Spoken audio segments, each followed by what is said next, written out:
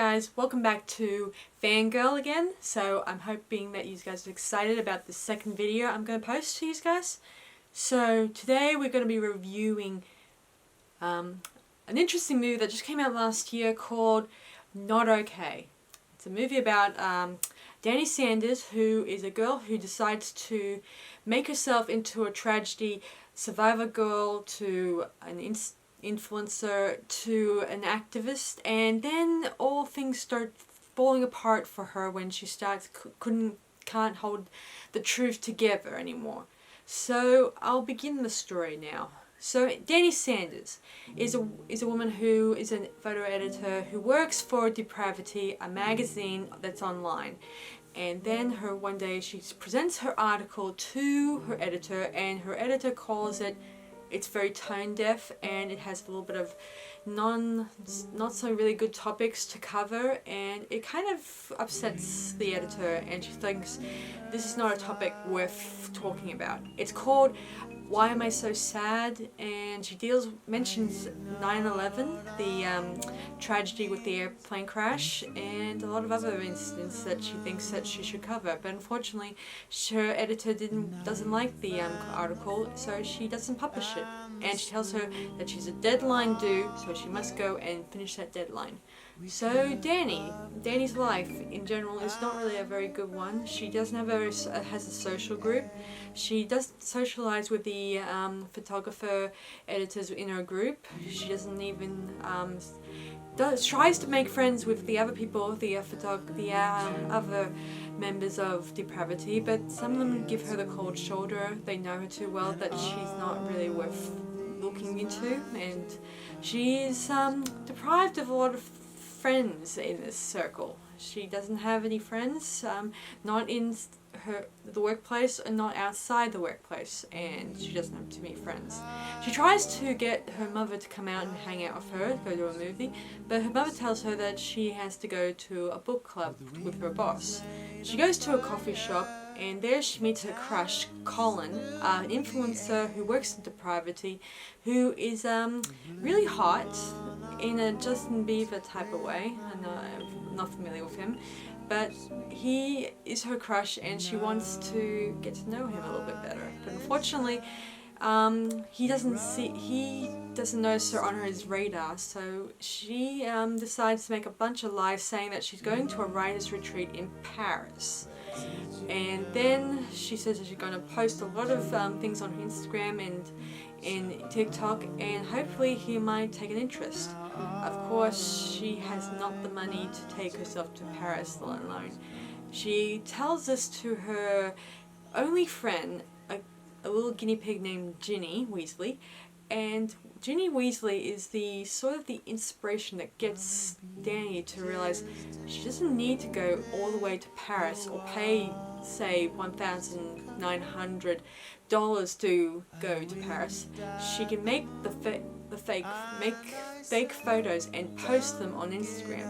So this is what she does. She phones in her work, tells them when her holiday leave is, and she then tells her mother about a website and about the group. She's going to be heading to a writer's retreat sort of in Paris, and then she starts posting photos and videos about how she's going to a writer's retreat and she's heading to the airport, and then she starts gathering taking up her time at home, taking photos, and she also goes out on the streets to take photos of herself and post them, and she fixes them up at Photoshop and then posts them on Facebook, making out that she's in Paris. What I never could figure out in this movie is why no one depicts the fact that she's taking photos of herself out in the middle of out in America, and no one has ever picked up the fact that she's just, faking them right there in public. You could see that when she's taking photos of herself in a coffee shop, you could see that a bunch of people are looking at her and thinking, what's she doing? Stuff like that. It's strange. Anyway, soon enough, she starts posting more and more photos, and soon enough, she's getting the attention from a lot of people out there. And soon enough, on the day when she posts a photo of herself at one of the her sites, she kind of times it correctly to make sure it's in Paris time, so that no one suspects that she's posting it in American time. So she kind of schedules it, sort of thing. Soon enough, later on, when she wakes up the next morning, she finds a lot of people messaging her, asking her, is she alright? And she then discovers on the news that there was a terrorist attack in Paris, and it has targeted many sites that she visited. And she's like, oh no, she has would have been found out. And soon enough, her mother is calling her, asking her, is she alright and is she fine? And she tells her she's fine and everything's all cool and stuff like that. But now she's going to realize that she has a big problem. She can either come clean or she can continue the lie. And she decides to continue the lie by sending a message on Instagram telling everyone she is fine, she's safe, and she has no internet connection and so can't post any new photos of yet. So later on, she meets up with her parents at the airport, pretending to be a survivor, looking a little sad and depressed, and for the cameras, obviously. And she gets the attention she's sorely seeking from her family and her fans, and they start treating her really well. Of course, she starts getting nightmares of the hooded stranger. The hooded stranger is the person that the media suspect might be the cause of the terrorist attacks, stuff like that. So she gets a few nightmares, including one where she's in Paris, and in one of the sites she's taking photos and she sees the hooded stranger and it creeps her out. And you get to hear in the scene the famous sort of Friday the 13th type of noise, like type noise in the scene. It makes you think. Soon enough, she's at depravity and she's dressing like she's a celebrity. And she's like really enjoying the attention seeking she's getting out of it.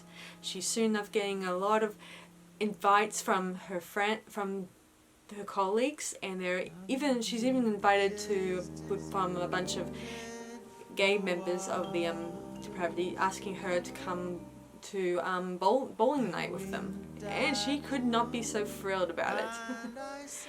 Also, Colin's taken interest in her and seeing if she's okay, even giving her a welcome home joint sort of thing.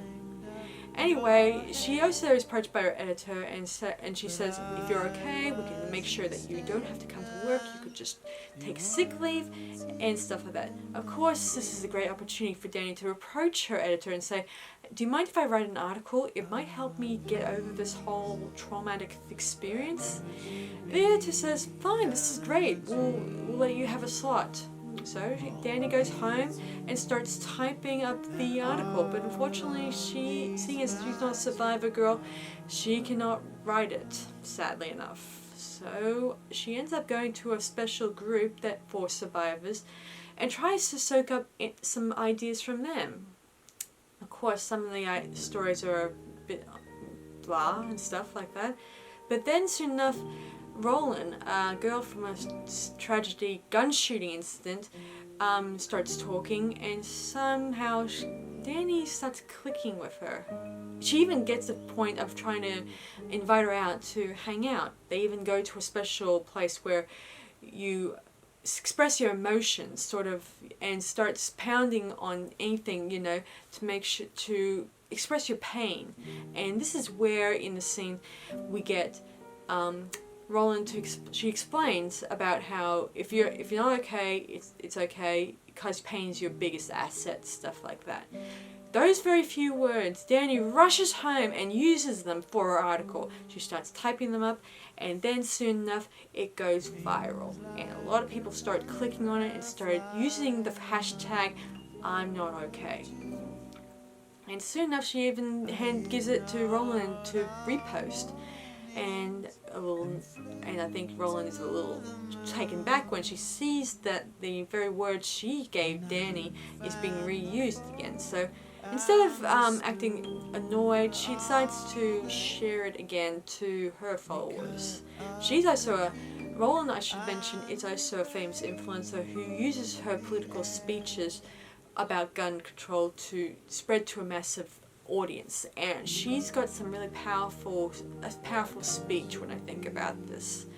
Soon enough, Danny's story goes into viral, as I said, and she's developed more and more attention at depravity. And soon enough, thanks to this attention, she has gotten an office at depravity, and she also gets approached by Harper, a very intelligent writer who even questions and cross-questions Danny's time in Paris. And of course, she says that she went to a few places. Even mentions some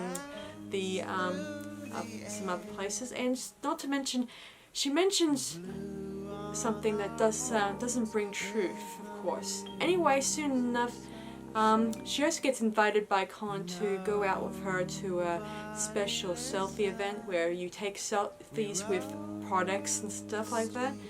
And they also try to get on a bit, and when she's out getting Plan B, she gets a message and sees on TikTok that Colin is hanging out with other girls, meaning she starts realizing the relationship between her and Colin is not real. So she goes out to hang out with Roland at a sort of what is it called, kickball game, and they have a lot of fun.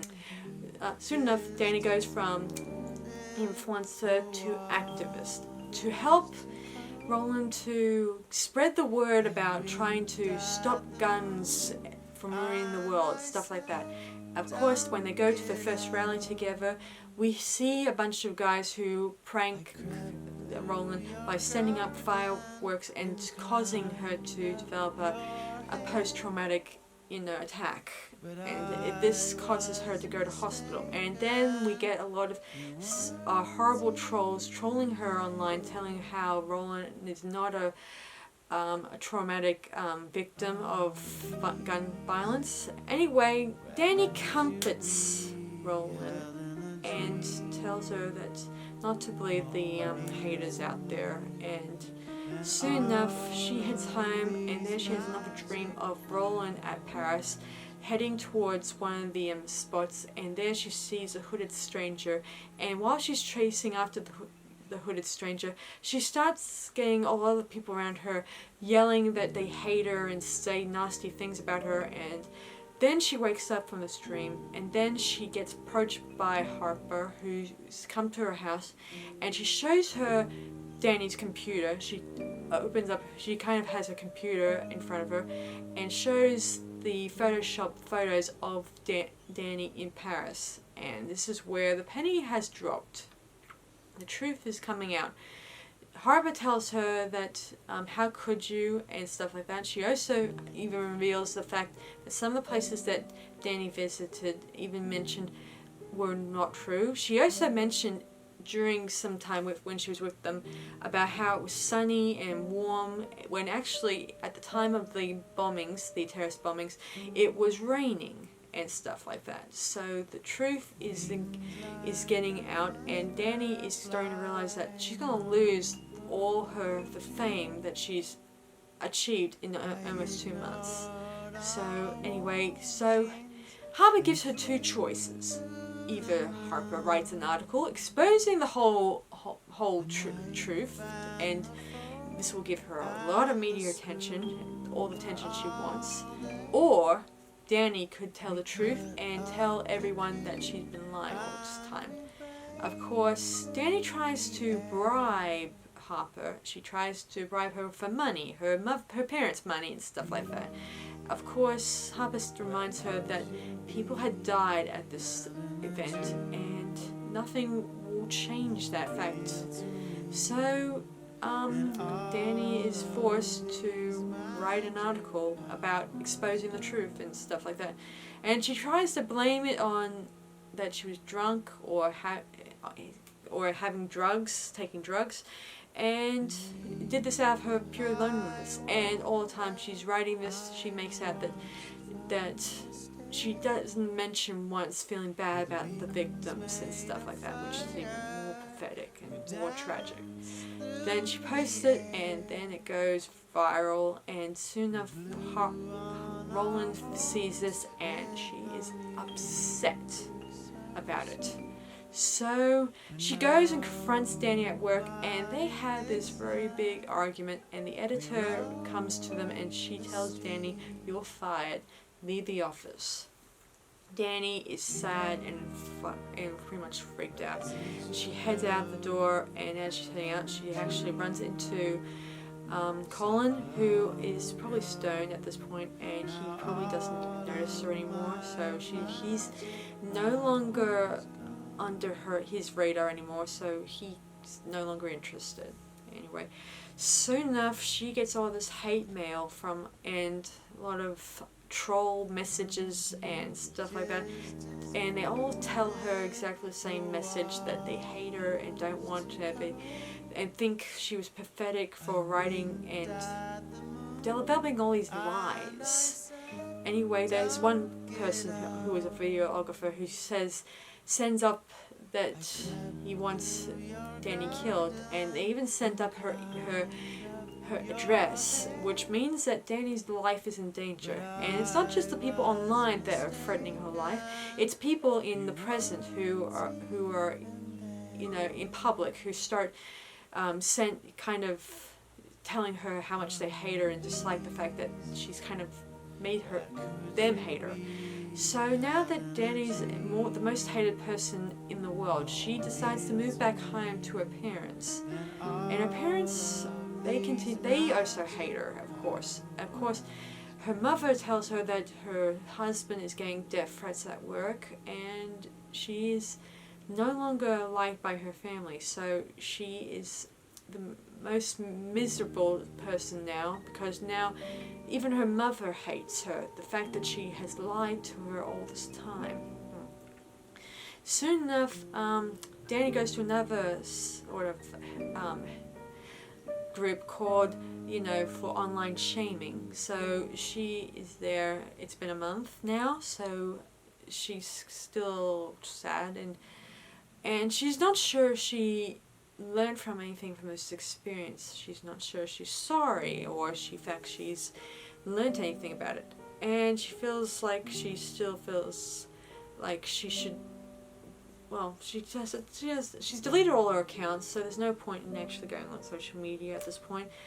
But of course, the self-help group leader tells her maybe you should make amends to the people you hurt. Not an online message, no, we've already covered that. So the self-help leader tells her you must go to the people you hurt and tell them you're sorry. So she goes to the talent show where Roland's school and she has this long apology letter on her phone to say sorry for all this trauma she's caused, and wishes that she could be a better person, yada yada yada. Of course, when Roland gets on the stage, instead of preaching her thoughts on gun control and stuff like that, she is actually going on about how her very words have been turned into clickbait, no thanks to Danny, and she feels really annoyed by the fact that she's not too thrilled about it thanks to Danny's influence. I think that she's mostly annoyed that thanks to Danny, she's kind of used her voice, used her words, and has gone ahead and has repeated this sort of thing, and she feels like all of those words have been stolen from her, and there's no way of there's no point in saying that it's okay and all that stuff. Of course, Danny does say, Roland does say to the audience that while she may forgive Danny, but they'll never be okay. Meaning, in other words, they will never be friends again. Danny sees this and knows deep down this message, this apology she's got on her phone, it will be only for her benefit. So she deletes it and then quietly sneaks out of the auditorium. And that's when the credits roll. Now, what do I think about not okay. Well, it's not too bad. I thought it ended really well, and I think I should mention at the beginning of the movie, it does say a warning, a content warning. I should have mentioned this earlier. That says this movie will deal with flash photography, traumatic events, and an unlikable female protagonist. I think that's a really good thing. I think I like it that Quinn Shepherd bothered, who's the director who posted this sort of thing at the beginning of the video. So I kind of feel like that she kind of did us all a favour to make sure that the audience out there is aware that Danny is an unlikable person and we should not go and do what she does, you know, to get fame and fortune. I know that in real life that this does seem to pop up online a lot. There's also, I remember one time seeing online a female posted a fake photo of herself going to Disneyland, and I could tell right away it was fake because it was very, it was just her in the photo and there was no one else in the photo, meaning that the rest of it was fake. So I knew right away that it was a fake photo all the time. Anyway, it is upsetting that there are trolls out there who go out their way to say nasty things, but I guess I won't defend them for when they say nasty things about Danny. Danny was not really doing the right thing. She was using everything at her disposal to make the lie more real, of course. And I do. Roland is my hero in this movie. I kind of love the fact that she has a strong voice and she kind of makes me want to become makes me want to support that sort of thing. I want to make out that we shouldn't try to make this world a better place by not having guns and stuff like that. So Roland's my hero in this movie. So Danny, I will definitely give her, I think she's a really bad person and I don't think she's worth feeling pity for. I mean, she practically was using the Twitter and and Instagram for all the wrong reasons, and she was all doing this just to impress a guy, and when she finally did impress that guy, he turns out to be a total slob and not worth impressing. So she decides to become an activist trying to help Roland and hopefully become her big sister. See, Roland had a big sister when she was young, and thanks to the gun shooting, she lost her sister. And she thought she would regain a new sister through Danny, but once this tragedy came out, she felt like she just felt betrayed by that sister. So, thanks to Danny, she kind of lost that friendly connection with her. So Danny will have to live her rest of her life feeling like she will never be trusted again. Everyone will probably think no point in talking to her, she's not worth trusting anymore. So Danny is no longer going to be the worst, is probably feeling like the worst human being. And I kind of like the fact this actress did a great way of portraying this role. I can imagine deep down she was probably feeling like, how can I portray that kind of role in that way? It seems like she kind of pulled it off for me in a big way, like pretending to be a very egotistical type character who only cares about getting the boy, and in the end she doesn't want him and throws him away. And then she starts going after Roland and trying to become a better person through her. But then when things start to go pear-shaped, she then retreats back to her little quiet cave, and there she is just has to live with the haters that continue to make out that Danny is the most hated person.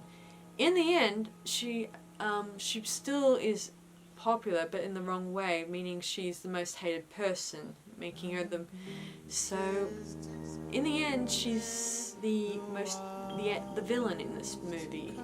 And I was impressed with this movie in the biggest way, so I'm going to give this movie 4 stars out of 5. So I didn't like the fact that it's the portrayal of Danny. I would have loved it if there was more hate towards it, but I guess we don't want to make it a movie that we despise most. But well, I don't think that people will despise this movie, but it does have an interesting message to convey. I guess the message in this movie is to be careful who you support and who you back in the end. In the end, Danny becomes her worst enemy, which is what the hooded stranger represents. When she finally confronts the hooded stranger on the streets, we see her face, and we see it's Danny standing there. And we've realized that Danny has become her worst enemy and the worst villain in this production. So, pretty much, in other words, she's become the enemy in this movie, and she has never been liked, sadly. Well, not really sadly. There's no way of saying that Danny is to be pitied at this point. Danny has been pretty much the villain. I do pity Roland for going through this much trauma in her life, and the fact she had to feel betrayed at the end, that they'll never become friends again, and there's the end to it. So that's not okay. So let me know in the comments what you guys think of Not Okay, and I'll look forward to seeing you guys in my next video vlog. Okay, thanks very much everyone, and I'll see you guys next time. Bye for now.